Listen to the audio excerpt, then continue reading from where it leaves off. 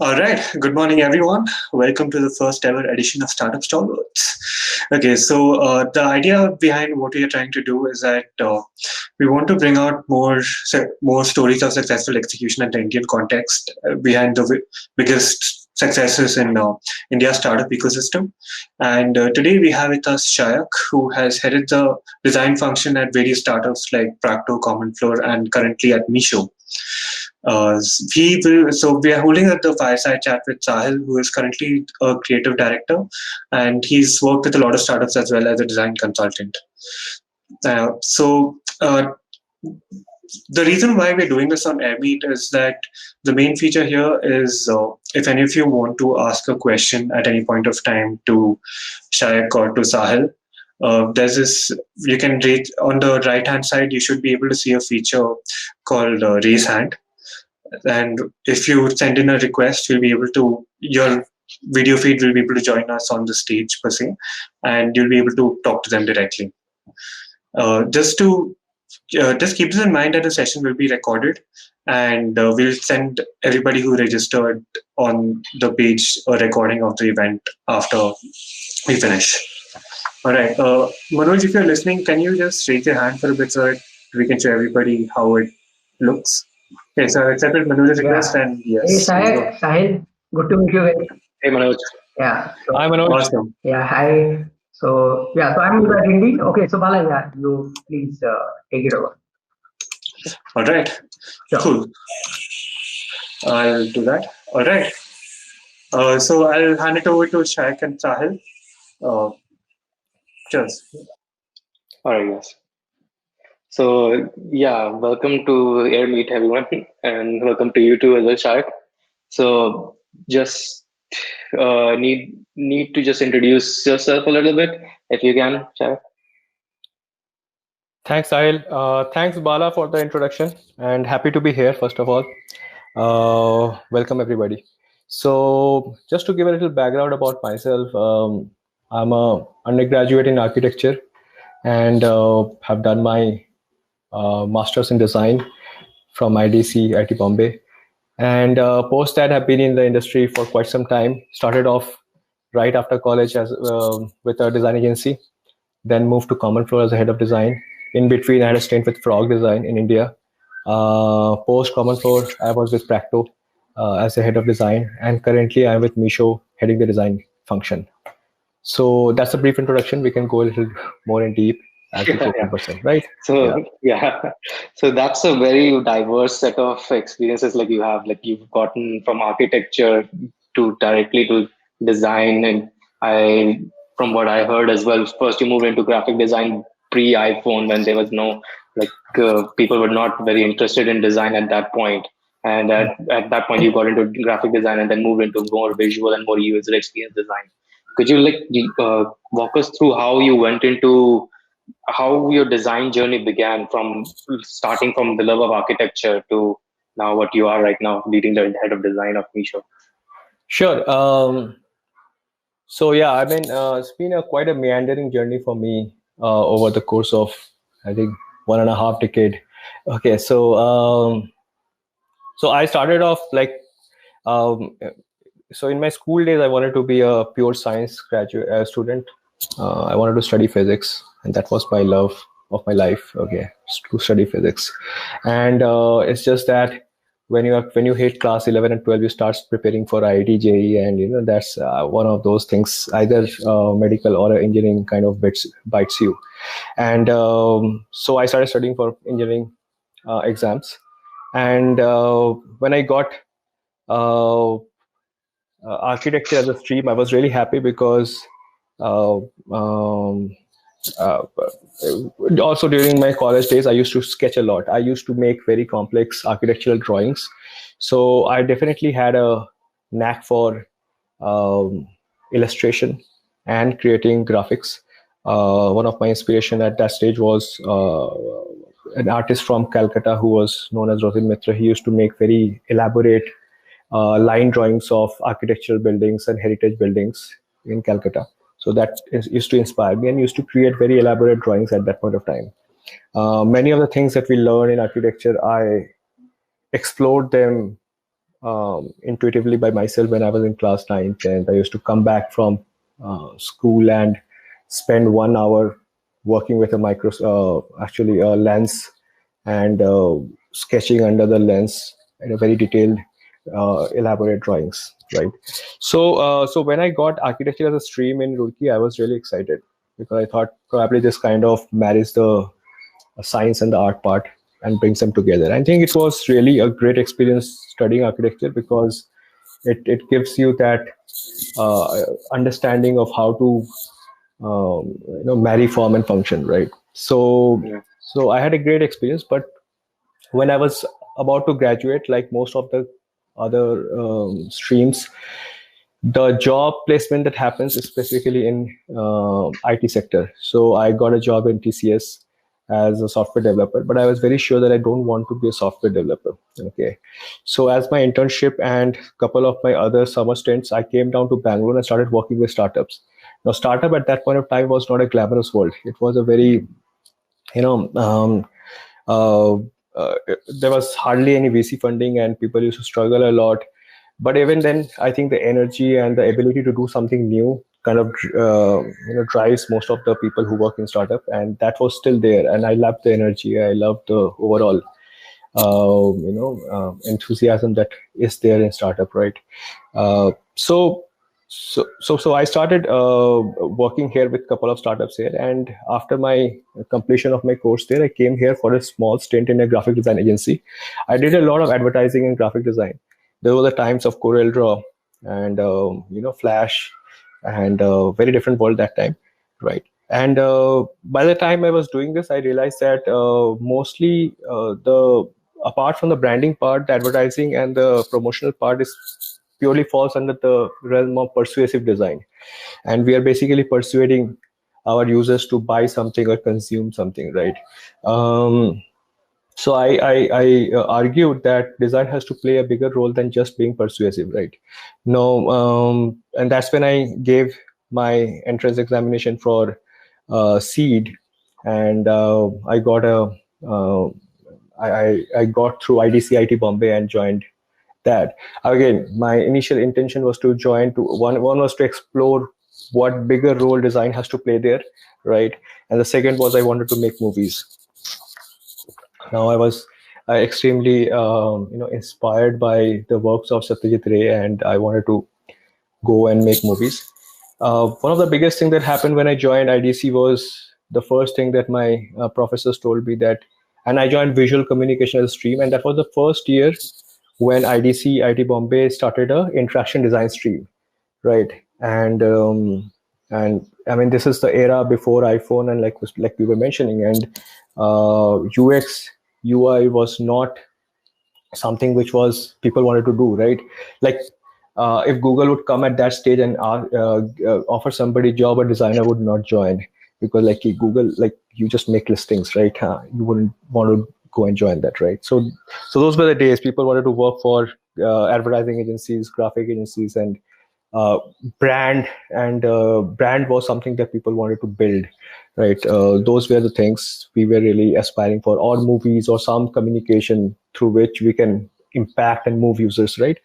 So I in fact, when I was, because my rank was quite high at that point of time, so one of the professors who were interviewing me wanted me to join interaction design, but I had no clue what interaction design was. I said I don't want to join interaction design. I was very sure I wanted to join visual communication, and I went for visual communication.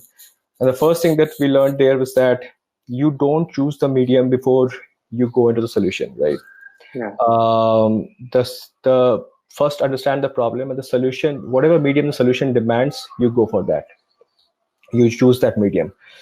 Now, I had already made up my mind that I wanted to make a movie, so I had to reverse engineer in a way that I could actually find a problem which required me to make a movie. So I did that. I made one short film, one documentary film, understood the nuances of filmmaking, and I realized that film is the craft of it, but I was more married to the solution, I mean, the problem of it, right? That what I'm trying to say, that is more important than how I say it at some point of time. Storytelling part. Yeah. So so that's when that was what was happening in IDC. And by the time, like we were also interacting with interaction design, and iPhone has just come in, and the world of UI UX was changing rapidly. And I think by the time I was graduating, it was crystal clear that digital design and digital space is going to be the next wave, and it's going to be the future of design. I mean, like in future in many ways, right? How we live our life overall. So when I came out, I met a couple of my friends from Roorkee again, and we decided to start a UI UX design agency out of Bangalore. Okay, and that's where we started. I mean, UX UI was one of the verticals that we used to cater to, apart from branding, advertising, and a couple of other things. But soon that became one of the major things that we were doing, because at that point of time we were some of the early players. I think I don't remember many who were existing at that point of time. One of the big companies were Claris. Okay, and apart from that, very few companies specialized in UX UI. So yeah, I mean, that's how we came into UX, and we formed Cheese, which was one of the fastest 50 growing companies in 2010, according to NASSCOM fastest 50, right? And yeah. That's great. So you moved directly from engineering to into design, learning into getting more into design. So could you tell me more about that movie aspect of like how the movie, where did that bug of movie making come into play? I think there are two. I like see, essentially there are two aspects of movie. One is the craft of it, and the other is the want of it, right? Why do you want to make a movie? Okay, let's remove the commercial aspect of it for some time. And the craft of it is that how you make a movie, how you make it impactful, how you craft it so well that you're able to tell a story really well, right? Okay. And the second part is basically where by that story you are trying to impact something, right? Okay. So I did my research, like when I was doing that project, but I realized that if you look at two great directors from Bengal, like one was Satyajit Ray and one was Hrithik Ghatak. I typically say Satyajit Ray was a great craftsman. Like I mean, he was a creator himself, but then most of the movies he picked a very good story and did such a nice justice by crafting it really well, right? On the other side, if you look at the movies of Hrithik Ghatak, they are slightly more edgy and not so, looks doesn't come across as finished, because he's also building the philosophy behind it, and he's more concerned about communicating the philosophy, right?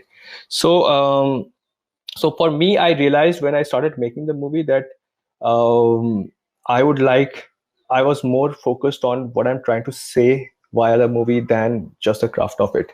Okay, and that's where I slowly started moving towards following the problem than the solution, right? And that's kind of like when one of my blog I've also mentioned this, that typically all designers go through this entire journey where you start with being solution centric, right? And you over the time you mature into a problem centric person, because and that's a very natural thing to happen, because we are also craftsmen at our heart, right? So the craft is extremely important, and initial days of our life we should spend on craft.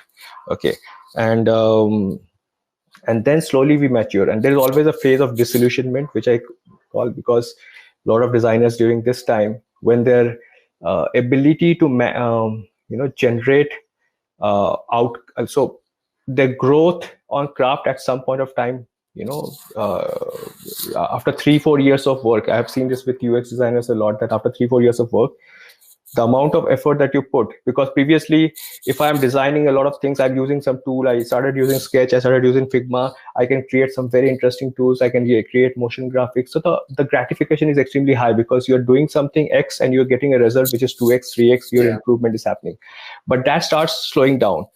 After that, after some time, 3-4 years, you're putting effort at X, the visible outcome, the gratification is probably only X by 2, right? And you start feeling that, am I in the right job? And a lot of designers start saying that I should go, I can open a coffee shop, or should I start making movies again, right? Just things like those happen, and that stays for around 3-4 years again. But that's the time you mature as a human being. Okay, and which is also very critical for a designer, because you need to experience life to be able to infuse your design empathy or sensibilities into your design that you do, right? And when you come out of that, you become very problem centric, because you can solve the solution is something that you can take care of. That's not something that you're really worried about, but the problem becomes much more enticing to you. So I think so that's why I moved from, that was a movie journey, and then from there I moved to UX, because there the problems became much more exciting for me to solve for, right? So that's why you created that design firm, Cheese. Yeah. Is that so? How big did that company go? Like, were you managing a lot of people, and what was your role at that company? Yeah. So so we were 3 people who started. One of us was focusing primarily on sales and business development. Another person was focusing on operations. So they were from engineering background, right? We also used to do a little bit of front end development. So obviously they used to manage that part, right? For me, I was heading the creative division, which was the primary function of the entire organization was, right? And at that point of time, we had grown to around 15 to 16 odd designers, and then we had some another 5 developers, because a lot of times we would make the design and then we would also do the front end development and then hand it over to the clients. It grew to something like that, around 30-35 people at that point of time, and I think it was quite big. For that time. So like, since it was so early for the UI UX era in India at least, so how were you also involved in the marketing phase? Like, how do you explain UX to people who don't even understand what is UX and what is the value of UX for them? To be honest, like I said, right, we failed miserably at sales. I mean, like push sales. We did really well where people already realized or understood the value of design. To be honest, I kind of completely accept the fact that I was also too young to understand that how you can sneak in some some salesy stuff to get people to kind of buy into this. But a lot of times we actually ended up having fights with our clients, to be honest. Okay, like I remember in one scenario, there was a client who they were students of Harvard, okay, and they were making a website which was one of their initiatives that they were running on Harvard, and we had a conversation around whether how the design should be. And finally I said that, see, you might be studying, you might be MBA grads from Harvard, but you don't study design. And they said, hey, we also are experiencing design every day around us. So I think they'll also understand that when you are young, you are very closely married to your solution. Like I said, right? The problem comes much later, and you are more focused towards solution. And when you do some solutioning, you immediately starts getting very attached to it. So we had all those fallacies, right? We had all those shortcomings at that point of time. So we ended up losing that client because we could never agree to what how could we kind of work together, right? So these happened a lot. At the same time, we learned a lot from those experiences, because over the time we realized that even if you're solutioning something, every client's way of thinking brings a different dimension to the solutions that you do, right? And you should be able to use that opportunity to kind of build on top of that, right? So, but apart from that, just to answer quickly, sales, because startup was catching up, I think people started realizing the value of UX, definitely. So we had really some brilliant clients like Rangde, who were into microfinance, and they realized that if we make the experience really well, because they wanted to really impact people and humans. So we had really good clients who understood the value of design even during that phase of time, right? Okay. So you built up a company with almost 30 people, and then you were heading design at Common Floor and Practo. So you have experience in building quite great UX teams and UI teams in general, the entire design teams. And you've also built some user research teams in specific to Common Floor as well, and Practo. So what, like for people who don't know, like how would you differentiate a user research team with the user experience and design team in general? Yeah. So I think we were one of the first companies to startups to set up a user research team in India. Okay. And I think we had great learnings from that. So first of all, I don't advocate user research at every stage of the company. What's very important is to understand that it's very essential to see that how the research is going to add value at different stages of the company. So at every stage of organization, you have a different context, and you have to build a team, and you have to build your capabilities based on that context, right? Yeah.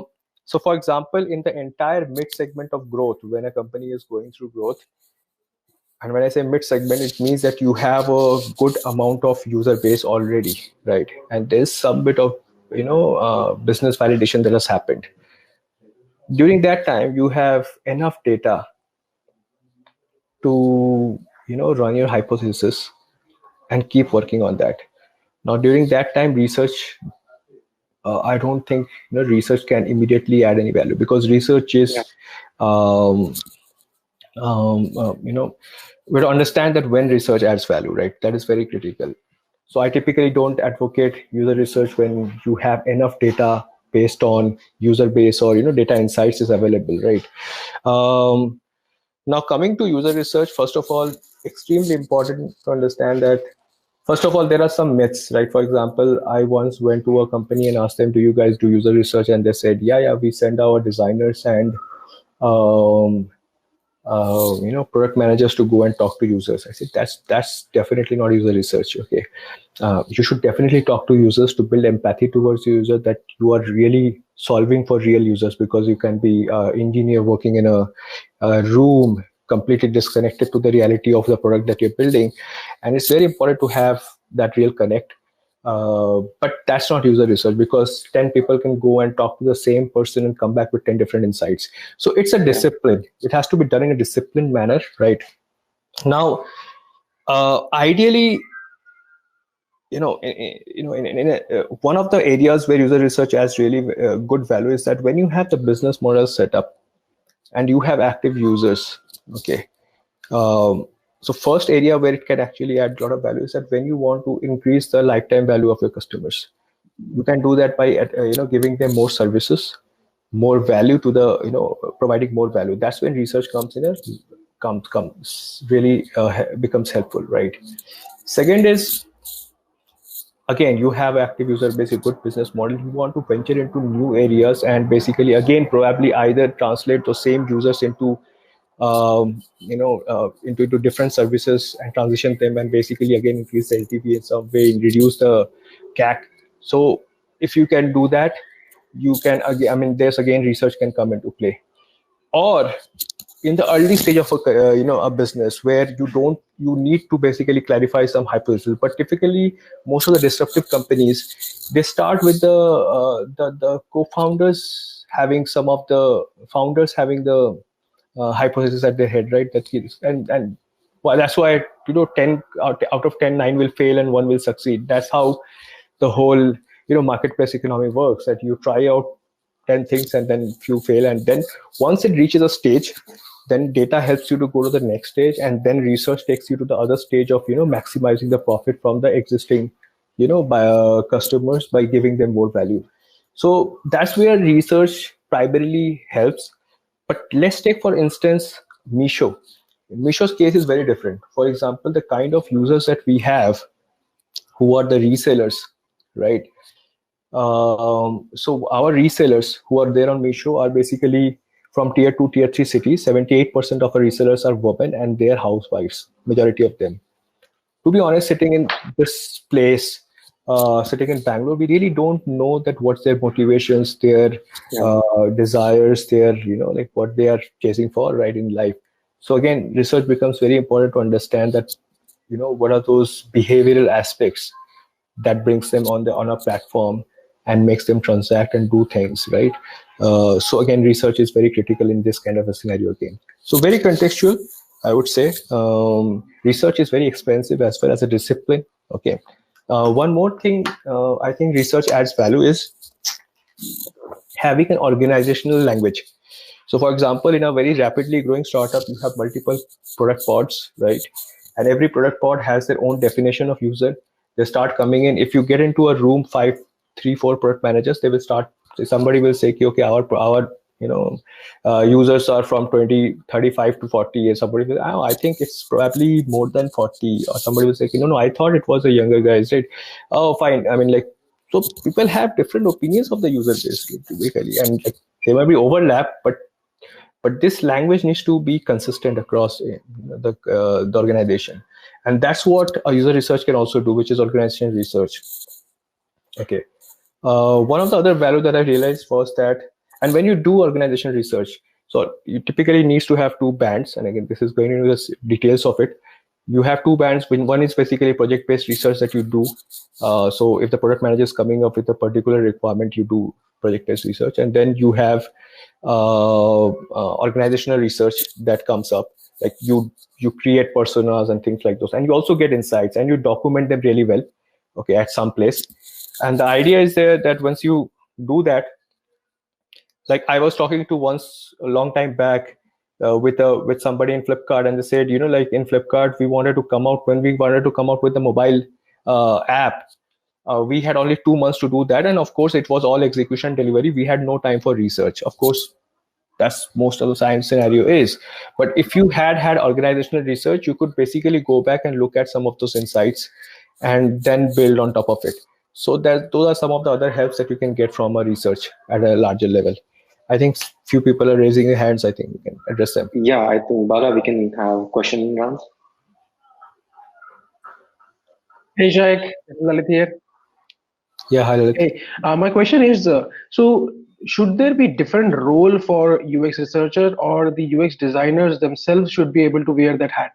Okay, yeah, I mean, absolutely good question. I mean, in one of my blog posts, you can see that I have clearly mentioned that designers are by default not researchers. Okay, it's wrong to assume that a designer will, somehow by your education and all, this is expected that a designer should also do research. A vast majority of designers can do that. I'm not denying that, but by default, they are not that. Okay. And again, when you do, see, the point is, in an ideal research scenario setting, the researcher has to be away from solutioning. And that's the whole idea about having a very unbiased, because as soon as you are on the solutioning end as well, that's the reason why, because the product managers, they are typically have a solution in mind, and they're going to and having the conversation. Designers also, like, I don't consider myself as a great researcher. I would rather, depend upon, because you throw me a problem, I will start having solutions in my mind, right? And with that solution in my mind, if I start going and talking to a user, I will start to kind of, direct the questions and, outcomes around those. So absolutely great if somebody can be that unbiased, okay, while they are also solutioning and do good user research.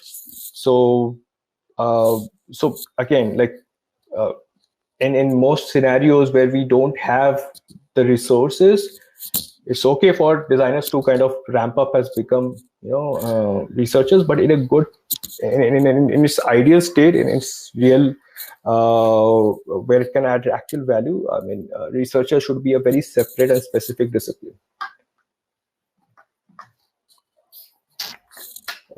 Yeah, I think we have a couple of more questions. Yeah. Hi, Nahush. Hi. Sorry, I was just trying the raise hand thing, and I think that was just wanted to see who was there. So one more thing, just see the notes. So you were telling, okay, I think this is a more deeper question. So I just wanted to understand, like, you pitch organization research, and you told it's expensive, right? So how do you actually get into, having like a budget and do a POC of, okay, seeing the value of design, like getting started with the value of research? Like, how do you make a case for that? Hey, so just a quick note. In case you're just trying out the function and we brought you on the stage by mistake, you have the option to remove your feed as well by returning the mic through the return mic button on the right. So keep that in mind if we end up bringing you onto the stage by mistake. Yeah, I think what he was asking was more around how do we showcase the value of user research to a company if they want to dabble into it, but since it's expensive, how do we showcase them the value proposition to that? Again, like I said, that is this. So see, like we have to understand one thing. The value is inherent, right? We don't have to like moving from a services business to within when we had a design agency, a design function in a company. The objective is not to run a agenda of proving that design is valuable or a research is valuable. If it is valuable, it becomes obvious. Okay. Why I'm saying is that because, like I mentioned, that if it's why is it expensive? Because you can in research you can probably end up doing months and months of research and you get tons and tons of insights. None of them you can actually use, okay, in the product. Okay. But probably you can get one insight on which you create something which can suddenly completely change the course of your company and all of that. But that's a high risk you are taking, right? Okay. And I'm talking about a time when, for example, I don't know, like Nokia had been doing research on keypad. So I mean, like they have been investing so much. I mean, not a user research, but just think about it that they had been doing those research. But that was because Nokia is making ton loads of money, right? So if you even go to Google and ask them that like do we need to do user, like Google will basically invest a lot of their resources on trying out new things because they make shitload of money via search and search as a product, right? So if you have that ability or you have those like using the resources, you have to understand that when I want to invest my resource in trying to find out that extra insight which will basically transform my business. So that's the reason I say like you have to be ready for that. Okay, without that I wouldn't just try to pitch research to an organization which I think can succeed by just building stuff on the data that they get, right? If I have enough insight to see that I can achieve growth and maturity based on the user data, by analytics, by market research, or by understanding, then I wouldn't go for user research immediately. I will wait for it, right? Okay. If my business model is not correct, and I know that I can probably I know which direction I have to go in terms of business model, then I will not invest in research. But if I don't have a business model and I have some runway where I want to take a call that maybe research is a way to understand that this hypothesis is going to work or not, I will probably go for research. So again, it's very, very contextual that at what stage you want to drive. And in most cases, I think in the recent times, the founders, the management understands that which function plays role. I like didn't have to.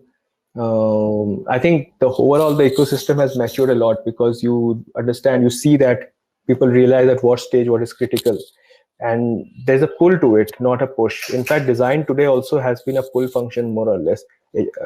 Startups come and say we need design. It's not that I go and tell somebody that you need design. You can do that, but if somebody doesn't value design and don't understand that how design is going to add value, it's hardly of any use, right? So yeah, and it's interesting. Just to add one anecdote, we were a couple of days back. We were actually I was talking to one of my friends, and he mentioned that wouldn't it be like how many times so many agencies would have gone to Amazon and would have pitched that, hey, just give your site to us, we will just make it beautiful, right? We won't change anything, right? We will just make the typography good, we will just create it nicely and whatever. And Jeff Bezos would have said no, probably, because that's not going to change my business overnight, right? Okay, so it's the value has to become inherent, and there is value in design, there is value in research, but in the right time. We just have to figure that out. Cool. Let's have one or two more questions. Hi, Shag. Hi, Mayur. Yeah, we are an early stage startup. We are a pregnancy mobile application. So as of now, all the major UX flows, like whatever we designed, we co-founders figured it out by talking to users and the basic analytics which we have got. Yeah. So we have crossed 8,000 users, and we are planning to make some major UX changes. And we don't have a dedicated UI or UX team member working with us. Yeah. So we have some of our goals as increasing stickiness over time, and we are thinking how UX can help us with just 2 or 3 co-founders. I handle tech and Ravi business. So how should we go about using UX as a methodology for increasing stickiness and driving user growth more? Again, I have to be honest, to answer this absolutely well, I have to understand the entire, like, where do you stand exactly, right? It's difficult to answer it at this stage, but like you said, you guys already have active user base, right? Yeah. Which is like, just to give you again, like Meesho, let me give you an example of Meesho. In Meesho, when they started, and in 4 years, see, if the value is inherent, then you can delay the design intervention for some time if the value is very strong, because you said you have active now.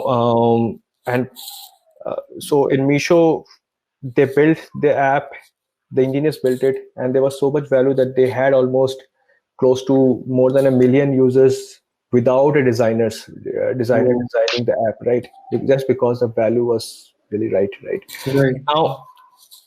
Now, we have to also understand the fact that I don't know the kind of users you're talking about, because they're urban, rural, I don't know the background.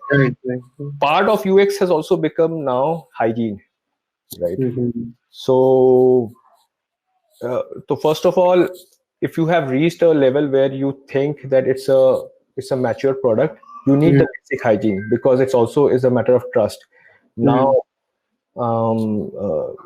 you have to have a certain basic benchmark of design, which is good, because consumers started expecting few things in a certain way, right? That is one. But what exactly competitive advantage the design can bring, that for that you need to work with a consultant, because sometimes, like as in a consultancy, when I've worked, I have told people that probably this is not the right time for you to invest heavily on design. You need to focus on something else. And there are times when you could actually go and tell that, hey, this is a good time for you to invest in design, because that is going to make a market difference in how you do it.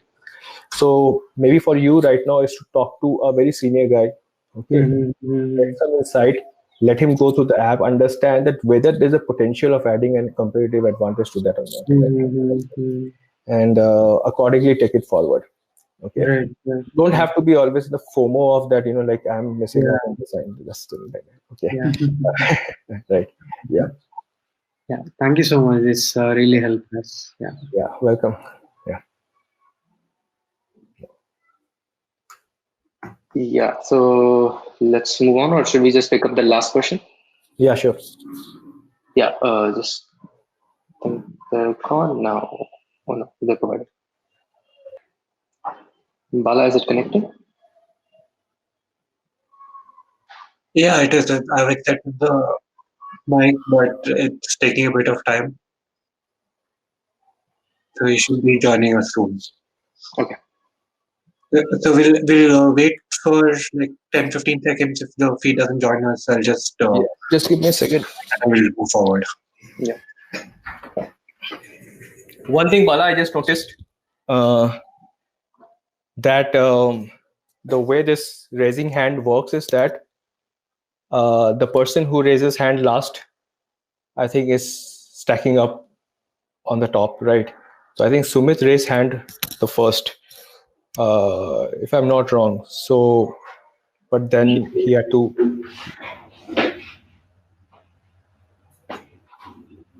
Hey, Sumit. Hello, Shaik. I'm currently learning design. I recently went through design thinking. So one of the things that I learned is that these approaches are non-iterative. So one of the ideas that I have is that when you get into an engagement, will it be a good idea, to launch a prototype in the early stage and do all the stages, the other stages of design thinking parallelly? Do you think that it could be a good idea? That's an interesting question. You mean to say that you launch a prototype and continue doing design thinking parallelly? That's what you're saying? Correct. Yeah, exactly.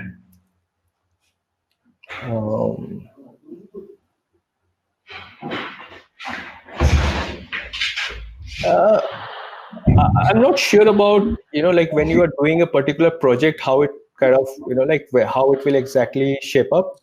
But to be honest, like in our day-to-day work in product companies, that's how we work. Okay, because like how sometimes let's say if a product guy is coming and asking us to, let's say we are building a subscription model at some places, right? While I'm trying to immediately quickly hack up a prototype, but at the same time I am going through an entire process of in the back. I mean, like we don't tell it to the product manager, but probably we are going back and thinking about the whole scale and like if at all different complexities that might come inside the subscription model. What happens if multiple users are using the same subscription? Blah blah blah. We will think about all the scenarios that is possible, and you try to create a larger architecture for that, which is scalable across few years. So we keep doing that in the background. Okay, and also at the same time, we create a version of it in our mind so that we can quickly release it. Okay, keeping in mind that this has the potential to scale up to that level. So we do that in the day-to-day product scenario, but in a typical services business or in a project ways, this has not happened usually, because I don't know. I mean, can't say about that. Right? Sure. Thanks for answering. Yeah. Okay, so let's move on. Yeah. And we'll have another few sessions, more of Q&A during the end of the session. So yeah, so Shaikh, one thing that you just mentioned is like doing user research, you get a lot of ideas and a lot of points that are coming across that these are some valuable insights. But you'd also have some ideas to run about on top of them. Some of them may pan out to be something useful, or some of it may not be. So how do you, like, at what point do you decide, like, yes, this is something interesting, let's pick it up, let's stop the research for now, focus on the product, let's focus on solving for that insight and then move on to it? Or is that not a way that you should go about? So I think when I say that, let's say you have 10 insights and 9 of them you have to discard, you have a reason to discard that, because the point is, even for an idea, so you get an insight based on a user behavior, then you have to validate it against data. Okay, and then third, you have to validate it against business model, and then fourth, you have to validate it against the market sizing and all of that. When an insight goes through all these channels, it might get rejected in some of the places. Probably an insight is great, it might end up engaging the user in some way, but it has no potential to add to the business. Okay, and there's no point of engaging the user if it doesn't, like, unless and until you have a business thesis behind it. So when automatically when those insights go through these and emerge out of it, and then if all of these things come together, then insight becomes viable to kind of taken up for a prototyping and activity, right? And then of course you go ahead and ideate on that, things like those, right? Okay, right. Yeah, makes sense. So yeah, like, let's move on to a little bit more broader topics that is more around UX in general, and how the UX is taken in terms of taken by the US companies or the Western companies, maybe also even the Chinese and Japanese companies, right. How their UX differs compared to what we have right now, even in nascent stage, but we are rapidly evolving as a UX company, US first country as well. So what do you think about, like, how are we differing, and what is the pace of progression for UX and design in general in India versus US Yeah. or the other places? Yeah, I think the first thing is that the notions of design is I mean, like the fundamentals of design, even that we are educated in, is sometimes extremely contrary to the design and philosophy that we need to build on for these markets. Very different, right? Okay. Like we are educated in Bauhaus, minimalism, and some of the Western notions of design. You go to Chinese apps and things like those. So first of all, we have to understand the emerging market, the developing countries. It's a different behavior altogether, and to design them, you need a different thought process. And there are really interesting challenges to be solved, right? Like, for example, if you take the Air Meet, and I was looking at Air Meet's the concept of creating tables. Now, I was talking to somebody in the education sector, and they had, in China, you have classes, okay, online classes which cater to 1,000, 2,000, 3,000 students at one point of time. But now it removes the that sense of being togetherness at that scale, right? Being engaged at a one-on-one basis, but at the same time it allows for the business model. But then they solved it by having smaller groups.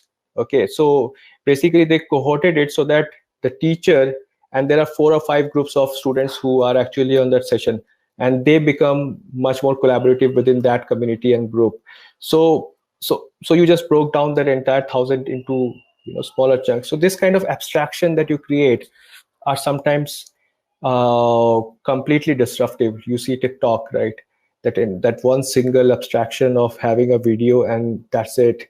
Like, so the design that you need to build for these markets is very different, and there's a huge potential of breaking some of the frictions that we otherwise think we kind of come across in the typical Western kind of an experience that we think about. Like, it's about being step by step routine. You have to break here you have to just build extremely intuitive abstractions, and that solves for a lot of problems. So very different problems. Yeah.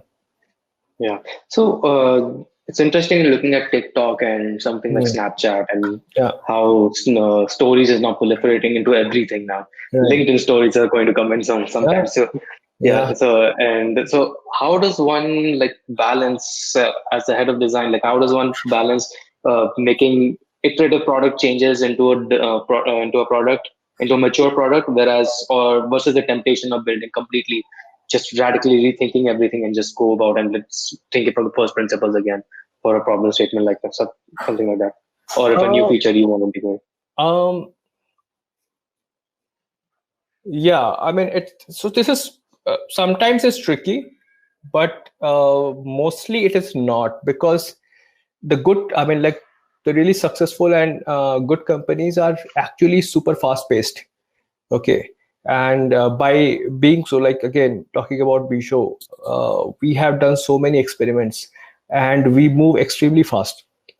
Okay, we iterate, ideate. The idea is like, it's just like, try out new things. If they fail, then just move to the next one. So that's the whole methodology in which these organizations work. And I think it helps to experiment on all those different ideas that you have, right? So that's with at least the companies who are in a shape to do that. But let's say very early stage company, they take up a very different abstraction that maybe this is like, for example, the whole concept of having Air Meet, so that we can have a different way of, or different experience of having event, speaker-led event or things like those, is a concept which takes a lot of understanding and a thought process behind to launch that. They all come with their own inherent risk, no doubt about that. But coming to an organization at a stage where like Flipkart, Ola's of the world, as long as they have a speed at their disposal, these are not a problem. Okay. Only problem that happens is that, but see, I mean, like, again, as you grow up, your tech stack starts getting heavy because you build on top of things and they are probably not well architected. So those problems exist everywhere. But so in these markets, you have to be really fast. Now, how do you solve for that is something that every company has to address in its own way. Yeah. So we've seen a lot of companies rapidly iterating on just building a new feature set, or maybe splitting into multiple apps like Facebook does, and trying new feature sets. Facebook keeps trying to clone Snapchat or its competitors at every few years. Google makes a new messaging app every 6 months. So but they're very well known. So what we usually use on our phones, on our Macs or Windows as well, those are tools that are built by companies that are majorly US or European countries, and some maybe Chinese. There are very few that would be, let's say, Indian grown, homegrown ones. So why do you think there are so many less global products that are from India as compared to even China, let's say? No, I think Chinese ByteDance is doing great in India. Okay, it's Hello app, it's TikTok. They are really catching up really fast. Facebook, WhatsApp, they have early Snapchat. They have some early movers advantage. Of course, they have been there for almost more than a decade. So there's a network effect there. But to be honest, if you just talk about these emerging markets and all, the field is open. Like anybody can come in and break the incumbency wouldn't last if you don't innovate and move fast. Yeah. So do you see design being one of the key things that Indian companies can use as an advantage to move into, to be one of those fast tracking companies to capture some market? Yeah, absolutely. Design is an essential part of all of this. Like, how do you make, like, for example, content, like we have to see that where things are going. Like people are moving towards snackable content. How can you make content more snackable? How can you make experiences more immediate? The gratification has to be, so for example, I was looking at PUBG. In PUBG, the UI is so complex, but the gratification is so high that people are willing to learn it. Even the villagers, folks in villages are playing PUBG, even it has so much of complicated controls across, but the gratification is so high. So like if you see you understand the motivations, right? For example, what Payal Arora says about next billion users, that people want to be fabulous. People want to feel fabulous. Doesn't matter that what your situation is, where you belong to right now. Fabulousness is not a state, it's an identity. So even if I am a poor person, I can still feel fabulous, right? Even if I am, let's say, dying tomorrow of a disease, I can still be fabulous, right? So fabulousness is a need in our society right now. So and if you can gratify that need and make it frictionless with the UI, that's where it connects, right? Okay. That way it actually gets volume, but I don't know how the business works out after that. Okay, so that's something that has to be solved as well. Right. So a lot of companies, when they hear when a lot of people in general as well, when they hear design, the first thing they think of is let's say Apple or something, and they think Apple is a design company. So and they're design first rather than being engineering or marketing focused first. So, but there is some truth to that. There are a few companies that are design first. So what do you think about that, Liz? Is that a myth, or is that something that is actually feasible? I completely disagree to the fact that that Apple is design. Apple is not engineering and marketing first. Actually, I mean, Apple is design first, no doubt about that. But we have to understand that Apple. This is actually not seeing the whole picture in that case, because the first thing we have to understand is that Apple was a technologically much superior company, hands down. Okay, they were the first guys who created colored PAL formats, right? So it's just the fact that Steve Jobs decided to market Apple not based on tech stacks, but on design or user experience, because people would understand that better than understanding ki 2.4 gigahertz is better or 2.5. So the product is taken care of. You have an extremely brilliant product, but then he decides to market it, and that is the marketing genius. Because there used to be design focused product companies before. You had Sony, you had Brown. There are companies which were doing great well designed products, but the genius of Steve Jobs was the fact that he said that I'm going to sell my products. I mean, like, you need a good design product. First of all, convince that you definitely hands out need a very good design product. Without that, your life is incomplete. But once you do that, he also convinced you to pay some another extra $300 to $400 for just design. And that's just genius. Because when you remember when Steve Ballmer fell down from his chair listening to the pricing of Apple, that who's going to buy this, like, so it's his genius, right? That's no doubt he designed he had a great product. He built a great design on top of that, but he convinced people to pay for the design. I think that's the beauty of it, and it changed the way the world is today. I think it's brilliant, right? But come back to it, like, if you don't have value, if you don't have a solid product, you don't have a solid tech behind it, design is not going to make it sustain, right? Okay. Yeah, we have many examples of that as well. Like, so for the recent trend of being design first, like first it was mobile first, now it's design first, companies that we should be design first. So you are against that kind of an ideology? See, I think we are saying that, like, design is a means to an end. Okay, so the idea is to serve the customer and make his experience good. So customer first, okay, and then of course, like, if it was art, I would say yes, design first makes sense. But when you're in business, then saying design first is just an agenda, right? So I don't think that works. Okay. Makes sense. Yeah. So it's usually the case that when a design team or a product team is discussing around new ideas, they have to a decision is made usually around what is good for business and what is good for users. So, and usually it's up to the design team or the product manager to actually weigh the pros and cons onto each of these factors. So how does the design team manage, like, how do you suggest a design team or designer should manage the nuances of what is good for business and what is good for the user? I mean, so that's one of the reasons why you have design, right? Because, see, at the end of the day, it's always a balance, right?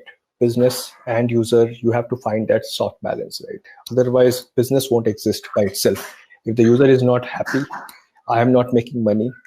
Both has to happen in a certain way.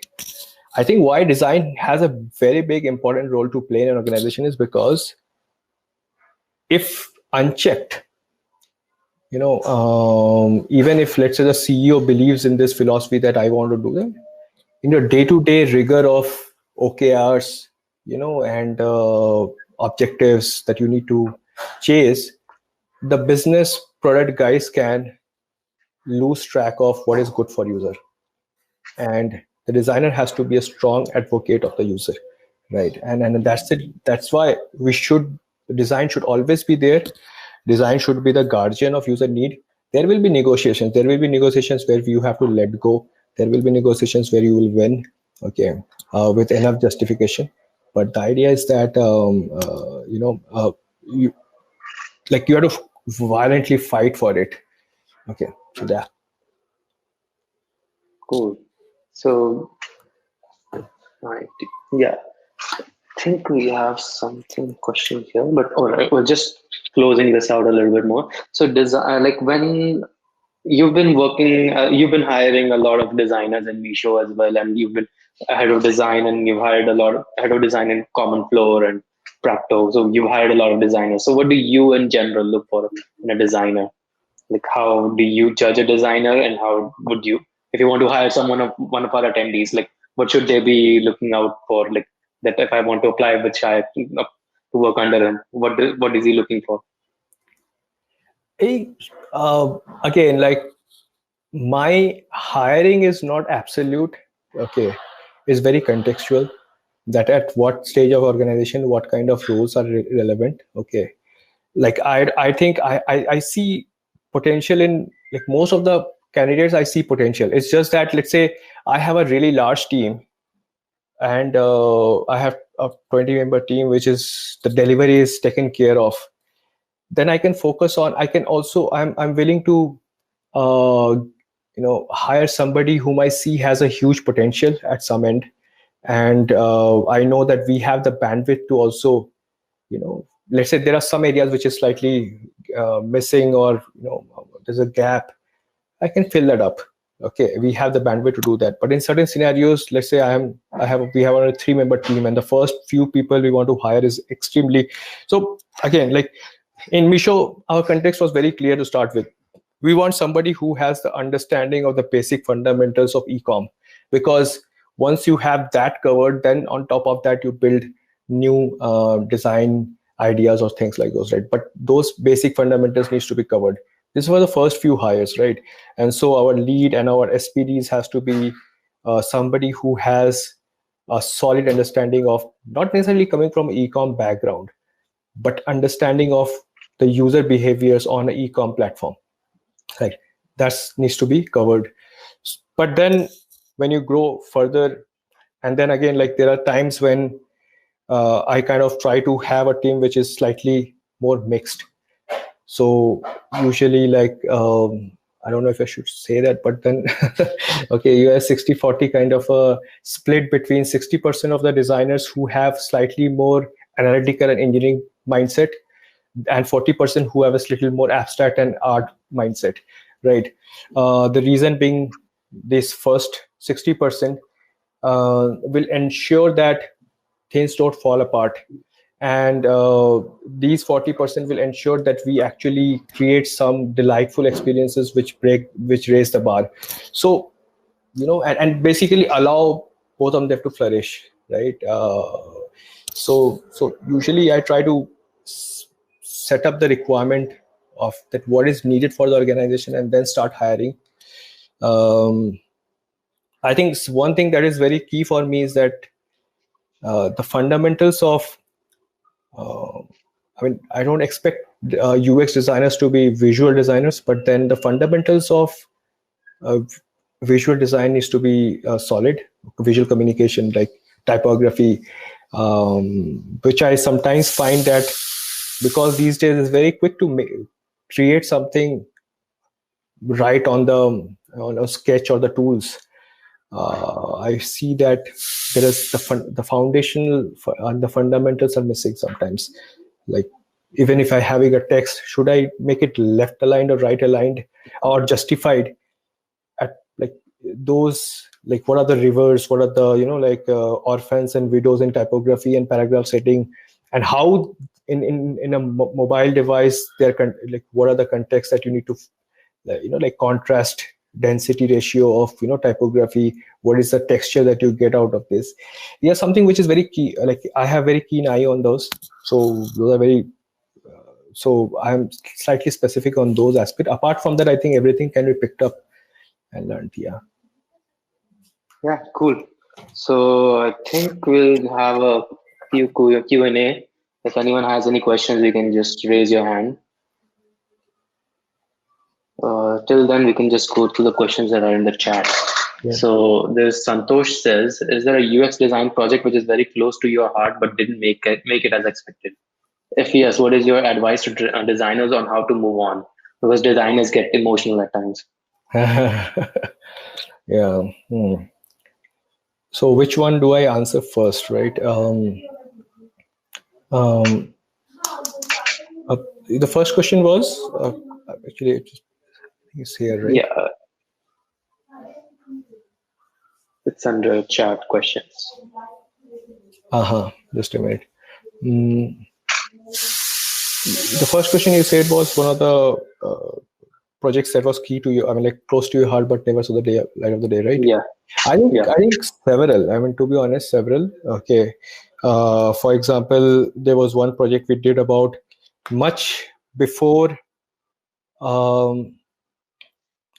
So in 2007, when we were actually starting off, one of the first big sales call or sales interaction that we had was with the founder of ABP News, The Telegraph.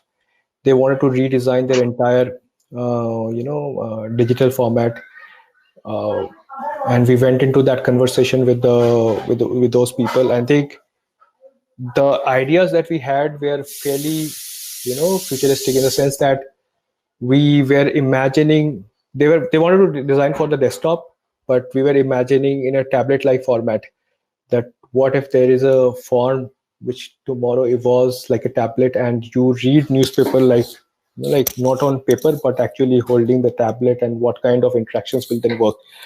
Of course, like this was too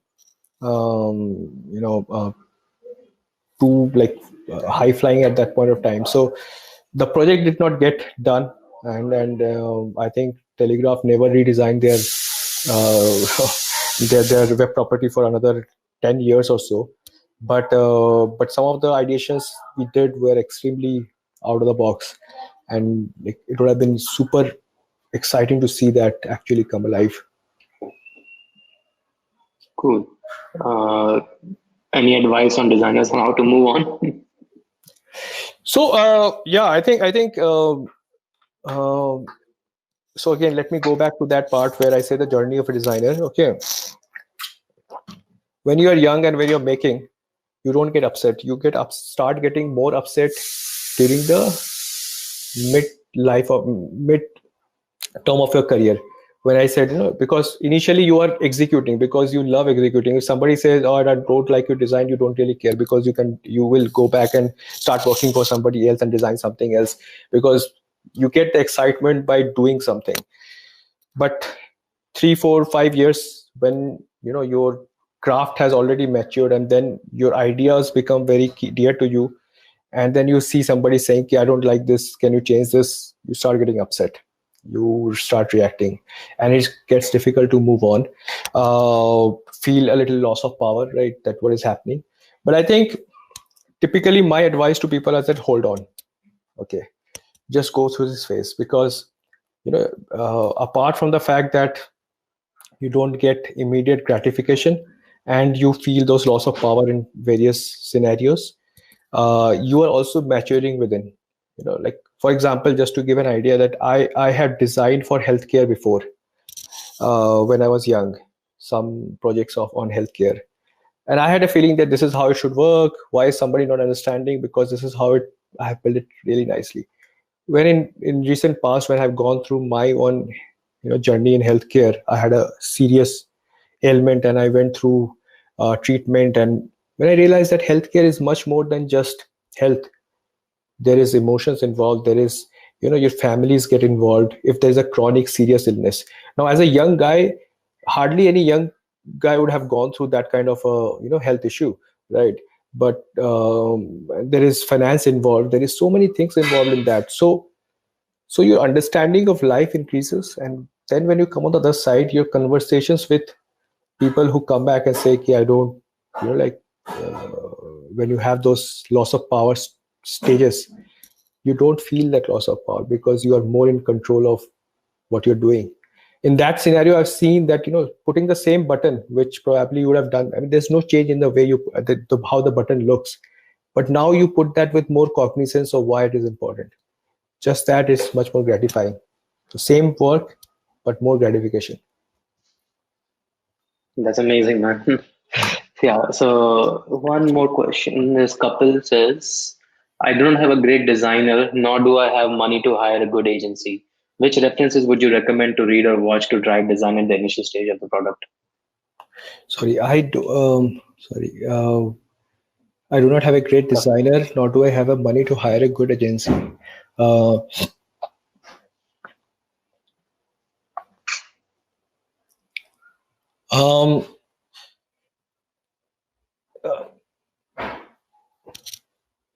Yeah.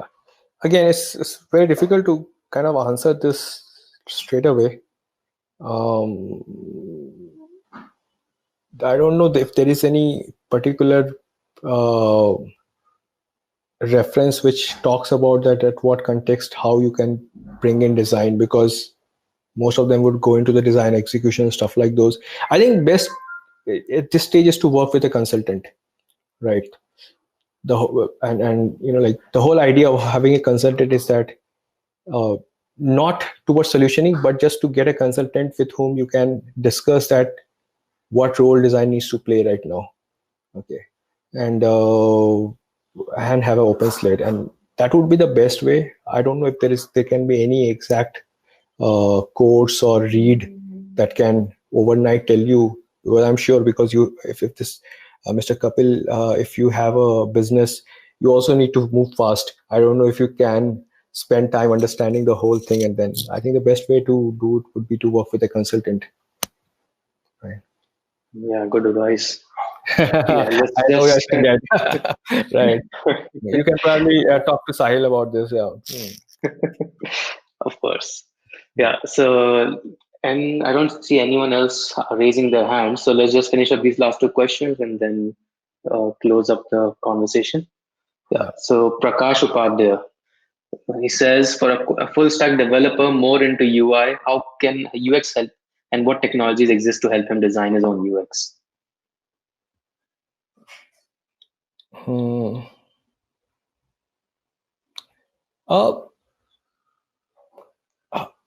So I think, I mean, this is again this is a pretty large charter in itself, because what is happening these days is that, like, I am also very keenly interested in algorithm driven design, right?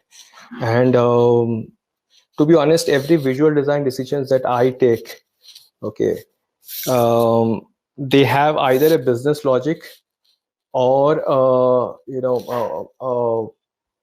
or actually business or a user-based logic behind that, with enough levers to change the design as things move. So till now, like for example, we like in Practo, we built a design system, and to have the right font size and even the line height, that what density, contrast, what we did an entire research on where different companies lie, and at what stage of the company which kind of a contrast density is right for the company. And so if 14 by 14 pixel size font plus 20 line height, or whether I do 14 by 22, that decision itself is based on that, okay, since I'm not doing too much of brand marketing and I will be spending my money on brand marketing in the next quarter, I will stick to a 14 by 22 size, a 14 by 20 size. When I do brand marketing, I will move to 14 to 22.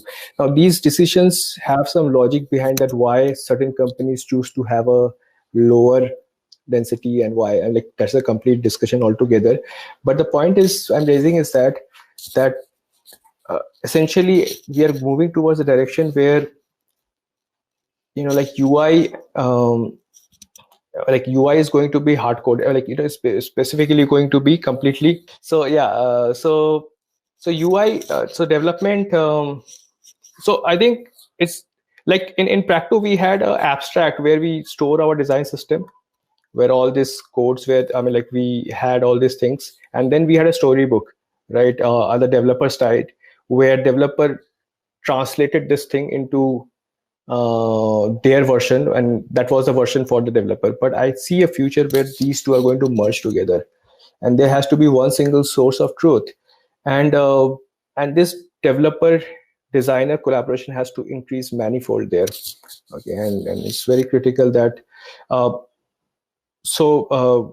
don't know about technologies, but what I'm talking about is that we are going towards platforms, okay, which are trying to bring together, like when John Maeda says that computational design, he means that fundamentally all design decisions are have some metrics behind and logic behind, and we should be able to work with the developers to build that and have those levers so that we can change design as per the requirement of the business. So So there's a lot going on there. I think we can probably discuss this sometime later, but it's a large question. Yeah, we can carry this conversation back in the table on the social lounge. Yeah. So just last question: how important is the role of UX writer in UX team? Yeah. So to be honest, I'm myself quite intrigued with that, because I haven't had a UX writer yet in any of the teams that I had. In fact, I was talking to Ramakrishna a couple of days back of Zeta, that I saw that he has put up a UX writer, and I think there's a lot of value. In the past, things used to work very differently, right? Because marketing team would own the copy, and there is a notion that product managers need to own the copy also, in the absence of a proper process where marketing can always come and enter. So I think it's getting very complicated, and I feel there's a good case of having a UX writer and a UX team. I haven't tried it myself. I would like to try it very soon, sometime. Yeah. Cool. Yeah, just one more question. There's another question in the general chat. Okay. We spoke about research as a vertical of UX design. Are we going to cover? No, this is not a question. Is design different from product? Why can't designers be product people? That's a good question. Oh, so this is another pet thesis of mine. So here's the thing. I had many friends who are I had worked with many designers who had at some point of time thought that, can we become product managers? Okay, I have seen a good number of people go and become good product managers. Equally good number of people come back and say, I don't want to do product management. Okay.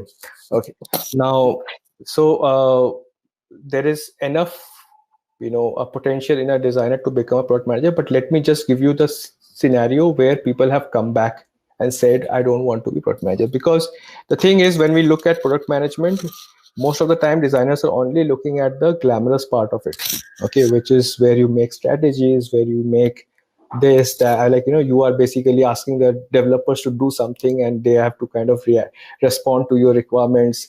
So you see the good part of it. You don't see the difficult part of it, which is the cadence, the discipline. As designers, we often are very bad with we get a lot of creative space to kind of play around. People are like, really, space chahiye, thoda sa kaam karo. Like you be in your creative space, do something about it. Now, product management is a lot about cadence. Product management is a lot about discipline, about being analytic, like you're looking into analytics, like diving deep into maths. Now, if you think you can deal with all of that, absolutely, why not? You can be a great product manager. And a product manager with a design, for example, one of the best example I can give you is Roosh Bhatt. Roosh Bhatt of ClearTrip. Okay, he was a product manager in ClearTrip. He had an arts degree from US, right? Okay, and that's the reason you see that ClearTrip came out to be such a beautiful product, right? Because and that's where, right, if a product manager knows the value of design, and then he can also figure out how he can sell and charge for a good design or a good experience, it's a beauty, right? It's absolute beauty. But be cautious. Probably you are seeing only the beautiful part of the product management. You just have to be ready for the tough part also. You are also responsible for a lot of things. Like the flags are taken mostly by the product managers. Like designers can get away with a lot of things. Right. Yeah. All right. Sorry, Shaq, I told you that was the last question, but one more question from me. So can you just tell me one of your favorite failures? And throughout, it could be anything related to design, filmmaking, or just college related, anything. I think I had many failures, and everything from I learned from all the failures. Like, for example, filmmaking was a disaster. Like, I made such a shitty film. I realized that the craft of it is something that is like that's when I realized that the craft and the philosophy are two different parts. That's the reason why you takes 2 years to write a book and script and all of that, and then 6 months to execute that, probably with all the productions in place. You have to dissociate yourself from this part and this part, and I couldn't do that when I'm shooting in my filmmaking. I'm shooting and I'm improvising there. All good, great, but the output was disaster. Like it was super shitty. So that was a failure. And again, like again, we had in Cheese, which we founded, got acquired. We had 2 roads to go. We could have gone for acquisition. We could have built a very larger, design organization. Again, I would say that was some missteps by us, because we did not know at that point of time how to manage cash flows, right? Few of the financial concepts were very new for us at that stage of time. Okay, we could have done much better. So yeah, so there have been several failures that way. Thank you, Shahid, for your time. Everybody, so we will be ending it now, but we'll be hanging out in the social lounge, and you can just grab a table and we can chat around there personally. Sure. as you guys. Sure. So yeah, thank you, Shahid, for your time. All right, guys, we're heading out. Okay, bye.